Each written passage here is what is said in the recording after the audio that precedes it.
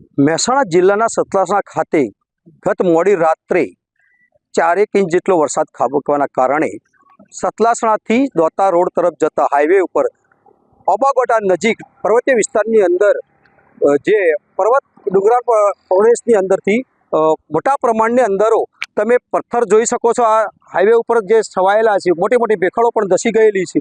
તો આ ધસવાના કારણે આ રસ્તો બ્લોક થવા પામ્યો હતો, જેના કારણે સત્વરે એક રોડ બંધ કરીને બીજા રોડને ડાયવર્ટ વાહનો કરવામાં આવ્યા હતા। તો સાથે સાથે આરએનબી વિભાગ દ્વારા તાત્કાલિકના ધોરણે અહીં 3 જેસીબી અને ટ્રેક્ટરો દ્વારા અને મજૂરો દ્વારા આરએનબી વિભાગીય તંત્રએ તરત જ કામગીરી હાથ ધરી અને રોડ ઉપરના પથ્થરો દૂર કરવાની કામગીરી હાથ ધરી હતી।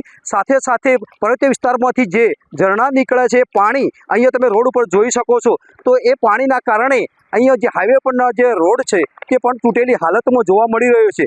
અહીંયા મસ્ત મોટા ગાબડા પડી ગયા છે અને આ પાણીના કારણે રોડ ધોવા પણ પામ્યો છે।